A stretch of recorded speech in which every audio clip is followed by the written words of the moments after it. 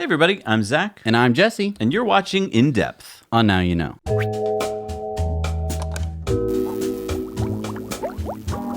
So Elon was recently on Cathie Wood's ARK Invest podcast called FYI for Your Innovation, episode 11. And we have the link down below because we really urge you to listen to it. It's about 30 minutes of brilliant questions and answers. Cathie Wood, she is the CEO, founder, and CIO of ARK Invest, which is a multi-billion-dollar tech investment company.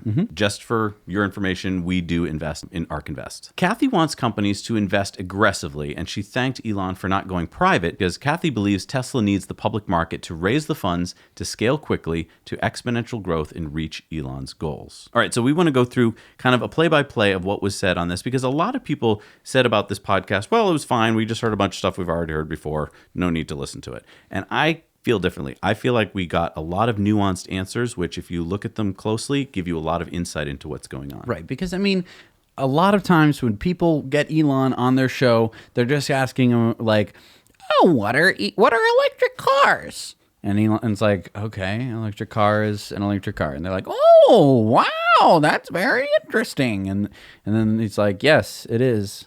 And then they're like, so how do you charge it?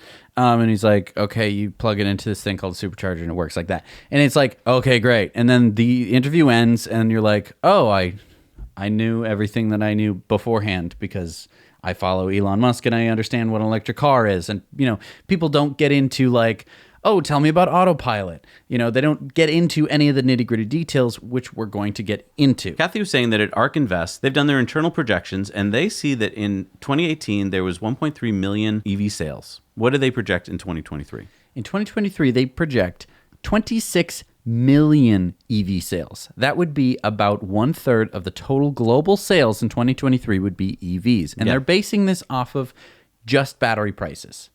Just the estimated drop in battery prices, that will lead to a 26 million car EV sale in 2023. Yeah, that's a 20 times increase. And Elon said, sounds about right. Might be off by a year or two, but not by much. And so Cathie has done a bear bull analysis for Tesla stock. And so she prices the low end at $700 and the high end at $4,000 based on Tesla sales of 1.6 million units in 2023. And she thinks she's being conservative. Now, being conservative, $700 is already double what Tesla's worth today.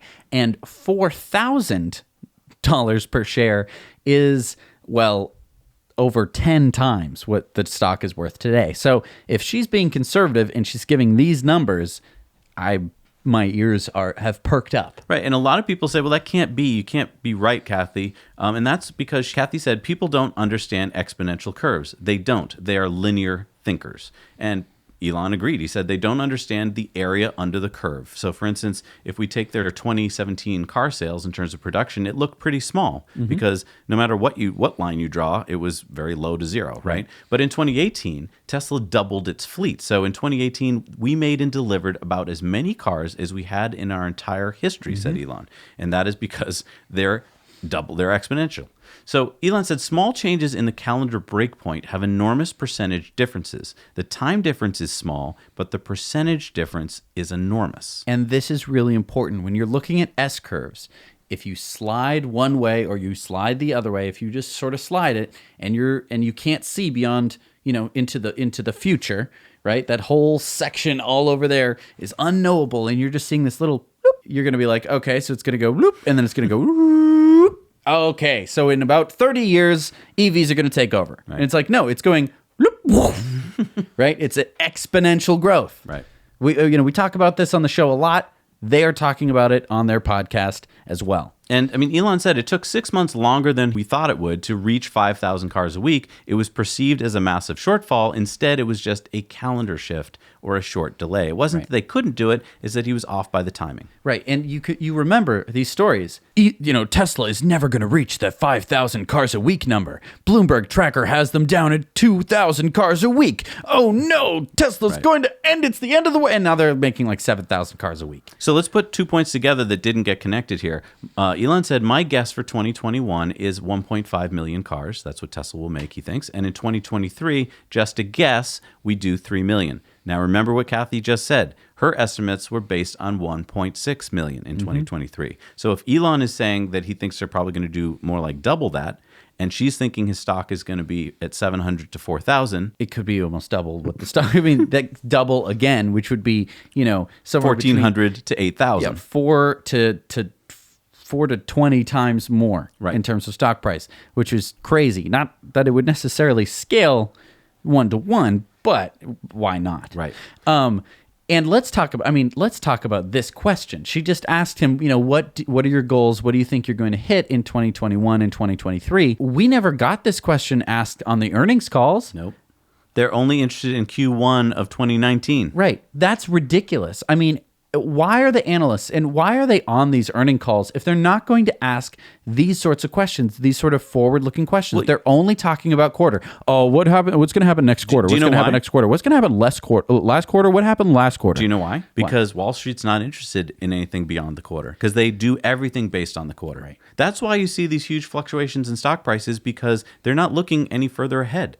And then when some news comes out, they're like, whoa, what? Wow, I didn't see that. That wasn't on my radar. Because your radar was like 14 feet, dude. You're looking, if you're looking 3 months into the future, you're not going to see that far. Look at this long distance thing that Elon's got going here. He said, we think of our cars long term as carriers of autonomy software. Who's talking about that now? Right. What analyst is talking about the car as anything more than selling a car? He's thinking of it as a completely different thing. He's going to flick a switch someday, probably 2 years from now, turn on the Tesla network, and completely change his business model. Right. Because right now, yes, every single analyst, there are some analysts that will talk about Waymo, and then they'll talk about Tesla, but they're not going to talk about autonomy software in Tesla. They just don't bring it up. They're like, oh, they're way behind according to our analysis. They're way behind because look at the Waymo cars. They're driving around cities right now. Wow. Right. With no drivers in them. That's crazy. Yeah, and we're going to get to Waymo in a second. Absolutely. But Elon said, I think we'll be feature complete, full self-driving this year, meaning the car will be able to find you in a parking lot, pick you up, take you all the way to your destination without an intervention this year. I would say that I'm certain of that. That is not a question mark. Woohoo!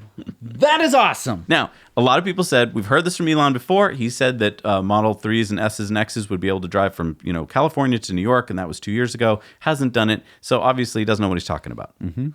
Elon did answer that. He said, however, people sometimes will extrapolate that to mean now it works with 100% certainty, requiring no observation perfectly. This is not the case. Once it is feature complete, then you're sort of the march of nines. Like, how many nines of reliability do you want it to be? And then, when do regulators agree that it is reliable?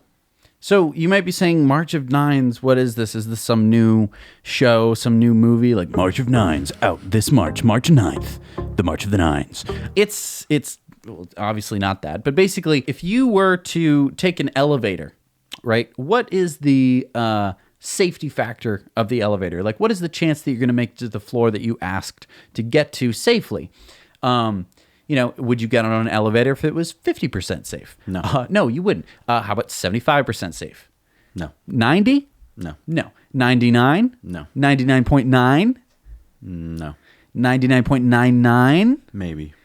99.999. You want so many nines at the end of that number because you want it to be absolutely 100% safe. And unfortunately, there are no 100% anythings in this world. Right. 99.99999 is as close as you're basically going to get to it, Right. with some more nines tacked onto the end of it. And so basically what Elon is saying here is that we're going to have all these features. You're going to be able to get into the car and it'll be able to drive you someplace, but will it be able to do that with 100% safety or 99.999999999% safety? Right. And so Elon said, so there's feature complete, full self-driving this year with certainty. This is something that we control, and I manage autopilot and engineering directly every week in detail, so I'm certain of this. Right. So again, he's talking about the features. So then the question was asked, when will regulators allow with human oversight and when without human oversight? Elon said, "My guess as to when we would think it's safe for somebody to essentially fall asleep and wake up at their destination, probably towards the end of next year. That's when I would think it's most likely safe for that. I don't know when regulators would agree." Okay, so the end of next year, he thinks he's going to be at where he considers to be the end of the nines acceptable. That's incredible. That's insane that you So can even end of 2020, imagine that. Right. go to sleep in your car. And it'll drive you to your location. Because, I mean, you can sleep in your car now. True. It's just you're going to wake up where you left off. Right. Unless you park somewhere illegally, in which case you're probably going to end up at the impound lot. Right. Yeah, that's insane.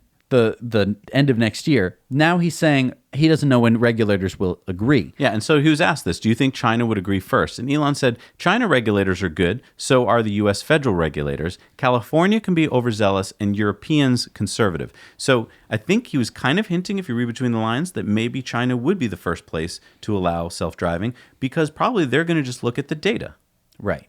And the data is the most important part here. He's saying that, like, yes, I can say, oh, there's all these features, but the regulators are going to be like, I don't believe your features. Right. And he needs the data to back it up. Elon said, people think sometimes that I'm like a business person or finance person or something like that. I'm an engineer. I do engineering, always have.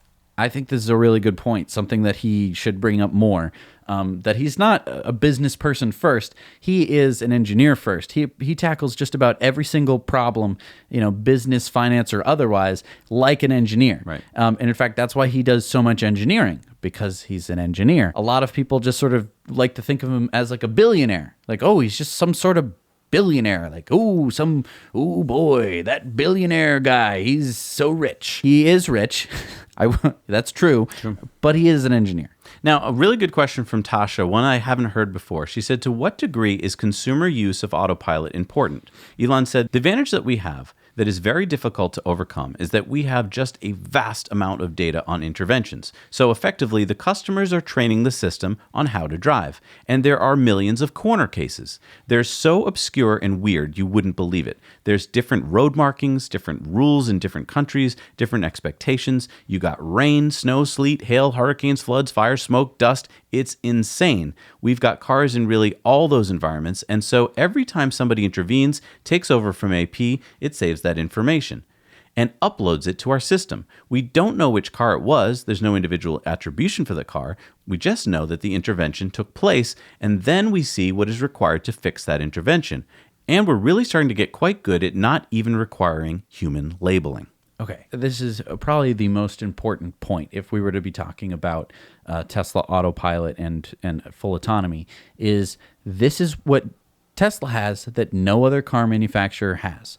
Okay, Data. No other car manufacturer, no other, basically no other self-driving car startup has. Waymo doesn't have this. They have millions and millions of miles of real-world driving data with real people driving real cars in real settings, and they're able to basically amass billions and billions of points from billions and billions of billions of miles of data. Yeah, they've got hundreds of thousands of employees. I mean, as drivers of the cars, we are basically employees of Tesla getting them data. Right, we're basically all beta testers because Right. this is a beta software, and we're accumulating all of this experience. Basically, you're able to throw that into a neural network and treat it like experience. So throughout your life, when you've been driving, if you're like, oh, you know the rules, like stop at a stop sign and stuff like that, but it's like, okay, stop at the stop sign, and then maybe try and lean my head forward so I can see further down the road.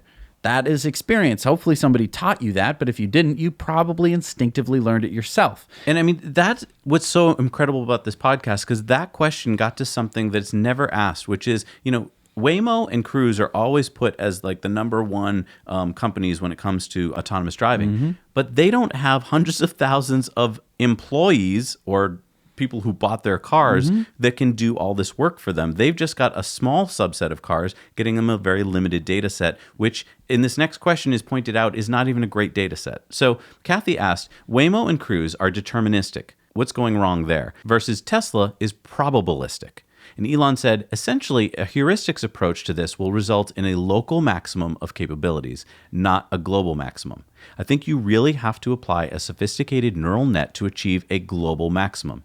And it's why their reliance on LiDAR is unwise. It gets you to a certain point, but no further. Basically, a series of if-then-else statements, and LiDAR is not going to solve it. Forget it. Game over. You have to solve vision, perception, essentially understanding with vision, and then it's solved. You don't need anything else. No other senses at all. I mean, we drive cars with basically 2 cameras that aren't very good on a gimbal that doesn't move very fast. And a professional driver will almost never have an accident. Right. This is such an interesting point. He's talking about 2 different very important points here. You don't need LiDAR, which is huge, because essentially you can drive a car now with your slightly evolved ape brain, with 2, pretty crappy cameras. Like, they have pretty good resolution, right in the center of your vision, and then out towards the end, there's like not even color. Right. So I mean, what's the point? And then you're on this swiveling head, which is like, whoa, and your reaction time is like, whoa, and you can get distracted, and you drink, and you text.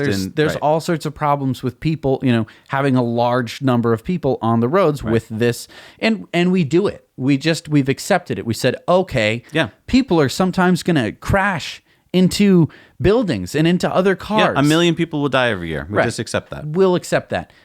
Here is where we can actually change that. And then here's the second part. This sort of idea that LiDAR is not going to cut it, and this sort of idea that, you can program in every edge case is not the way to do it. It's as if you were trying to program a robot to respond to people talking to it. And so you'd be like, oh, if somebody says hello, it will say hello back. You say, hello, and it would go, hello. Great, excellent, awesome. All right, what else could it say? Oh, what is your name? And then it'll say, my name is RoboBob. And it would say, my name is RoboBob. But as soon as you're like, ask it, some other question, or like, what if you ask it to what is pi, and it would just start at 3.141. That's a trope, right? You don't program in that concept, that idea. It didn't learn through experience. You programmed in every action that it could take, and you do that with a self-driving car, and suddenly, there are 4 lanes inside of a lane on the highway, which has happened to me before. Like, there's just paint everywhere, and suddenly what's the car going to do? It's going to go like, I must follow all lanes, take all lanes, and it'll just and you'll go all over the road. It'll be bad. So you need to have a car that can be like, okay, it's one of these. Great. Right. I've seen this before. Driving along, I know how to drive. It's probably not going to be so angry, but or New Jersey. It's so New Jersey-ish, but it's going to, it will have tons and tons of experience through the neural net. Right. Natasha said, talk about the uniqueness of Tesla's data. Elon said that they basically have 100 times more data than everyone else. Everyone else is closer to 1% of the data that Tesla have. The reason Tesla is making rapid progress is because we have vastly more data, and this is increasing exponentially. As our fleet is increasing exponentially, our data is increasing exponentially. That's another huge point. So, I mean, they're already ahead, and they're just keep going, right? Yeah. Every car that they sell is more, it's a function of more data that they're going to be getting. It's awesome. Elon said, although I've brought it up before, I don't think people really seem to be taking note of the fact that the Tesla AP AI computer is about to roll into production. Anyone who has ordered full self-driving will get that for free. I've said it's like an order of magnitude improvement over the NVIDIA system that we have, but it's really more like a 2,000% improvement. And Kathy backed that up. She said, our analysts who spent 9 years at NVIDIA concluded that Tesla is 3 years ahead of any auto manufacturer. Now, 3 years might sound like, oh, okay, just 3 years. But in the technological curve that we're in, 3 years, I would argue, is game over. Yeah, it's like they're from the future. It's like they came out of their time traveling machine. We're like, hello, we're from the future. Elon talked about the fact that their cars with the new hardware will be able to see frame rates of 100 frames per second with full resolution on all cameras, and they still haven't gotten it tapped out. Just put that in perspective for a second. So the normal frame rate that humans see at is what? Around, like, you can detect frame rates at around, 120, but you can't, like, see a very discernible difference beyond that. So, I mean, you're basically, you can you're watching this right now at 30 frames per second. Right. This, we're talking about 3 times more and then 10 more frames. Plus 6 more cameras. 6 more cameras. Imagine if you had 7 more cameras. Imagine if you had 7 more eyes for a moment. Just imagine that for a sec. Just let that sink in. You can't imagine yourself having 7 more eyes. Being able to see out of the side of your head and out of the back of your head. People will say like, "Oh, grandma has eyes in the back of her head." She doesn't, I think. But if she did, that would be a lot of data input. Yeah, and I mean, and that's the point here. The point is that that's a lot of data input. Imagine having to deal with all of that data. I mean, you're only looking at your 2 eyes. You have 2 eyes. It's really only, you're only looking at one point at one time. As soon as you cross your eyes, you're like, I can't do anything, right? Because no one can cross their eyes and be like, excellent, let's go. Your brain is only made for looking through 2 eyes that are looking in the same direction. Right. And they have to account for that. They have to, account for parallax of like, I need to look at this finger, so I need to point in and look like an idiot, like I'm crossing my eyes. And as soon as I do that, I realize, I'm crossing my eyes. Like, there's so much that goes into that, which is just hardwired into our brains. But, it's just so exciting. It is. So Tasha asked, is hardware capacity fixed, or do you need to upgrade every 2 years? And Elon pointed out something really interesting. He said, we could achieve full autonomy with the NVIDIA hardware we have now, but we have to do all sorts of software tricks. But with a 2,000% faster computer, we don't have to do any kind of software tricks anymore. With the current hardware, with the NVIDIA current hardware, we could get full self-driving with 50 to 100% safer percentages than a human. But with their new Tesla hardware 3, it would be more like 1,000% safer. 1,000% safer than a human driving. Yeah. Can you imagine that for a moment? You get in a car and it's 1,000 times safer than if you or your friend were behind the wheel. Now, Kathy said, do regulators understand this? And Elon said, I think they understand hard data. Billions of miles, all the accident rates that we'll be able to show them with our cars. And he said, no matter how you slice the data, it is unequivocal at this point that it's safer to have autopilot on. So just today, with the car you have now, it's already safer to have autopilot on. Right? I thought that was... But the biggest problem there, of course, is that you can't have autopilot on in all cases. Right now, it's only on, highways and roads with clear line markings. Right. Now, Kathy said after the first Tesla fatality, regulators really swung in Tesla's favor, and she was surprised that more people haven't taken notice of that.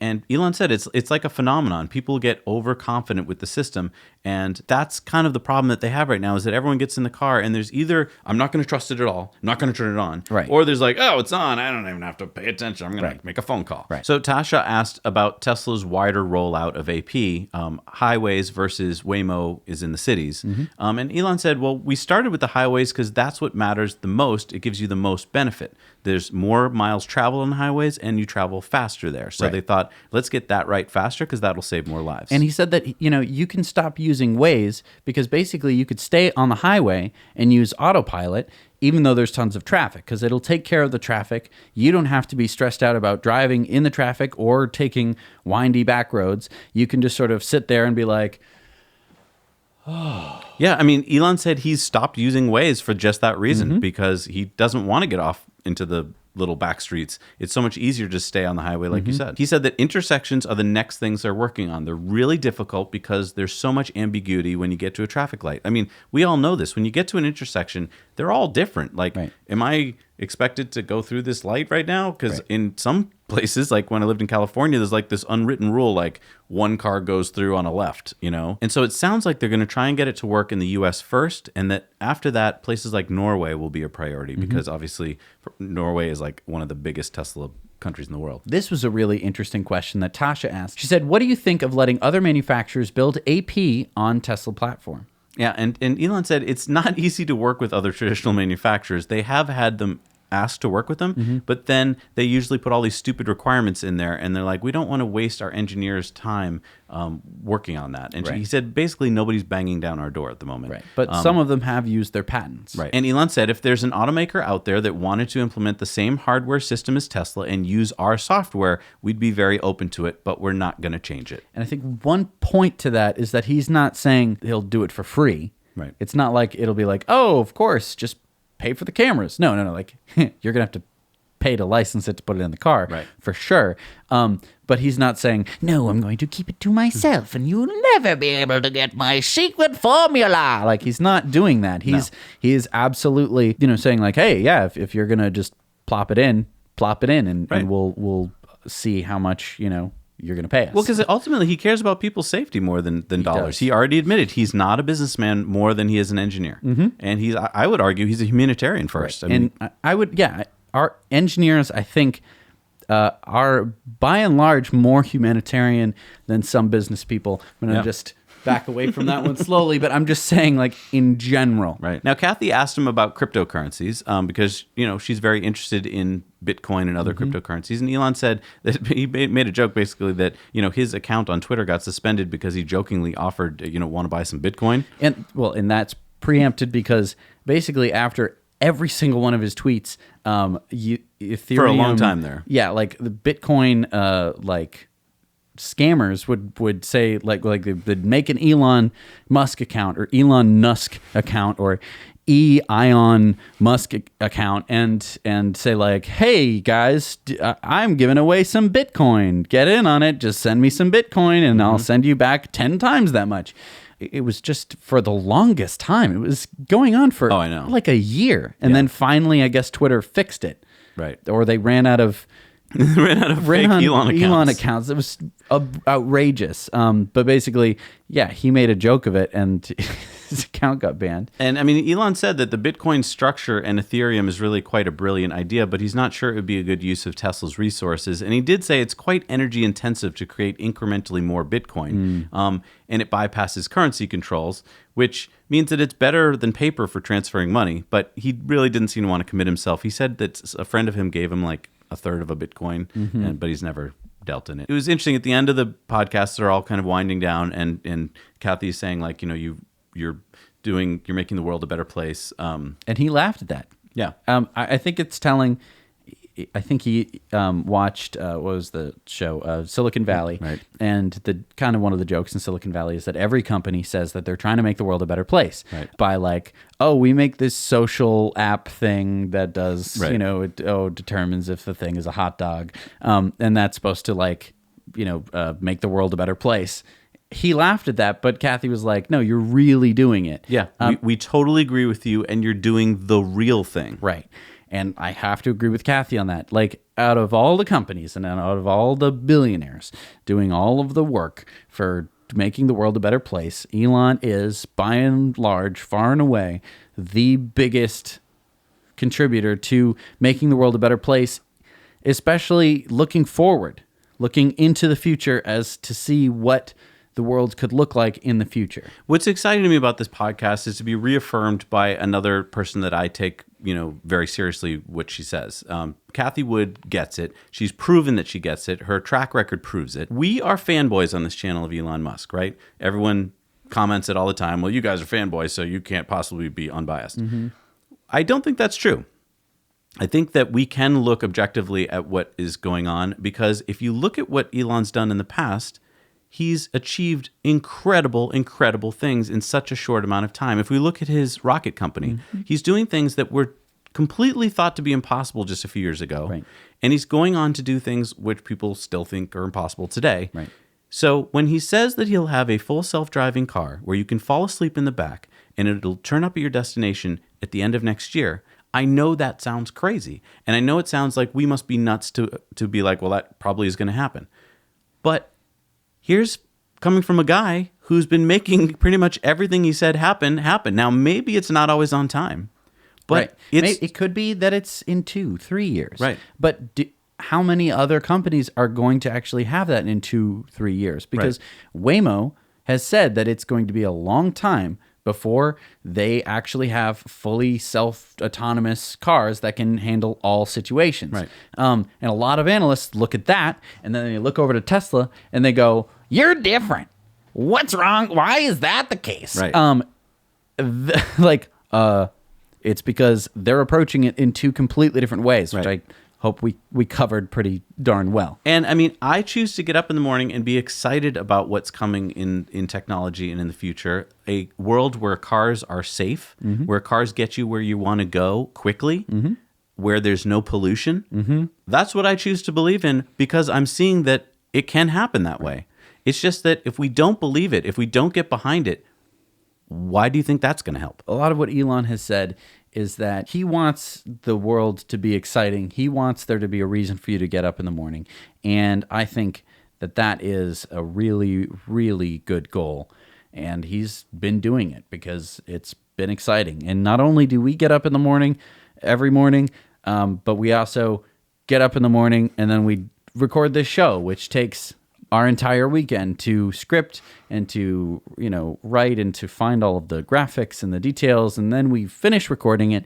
And then, we have 2 editors, and the 2 editors, they go and they edit the entire show together, and they have to fix all of our mistakes. And then, sometimes we forget to record our audio, so it wasn't going into our microphones and going into a recorder where, we had to record it all again.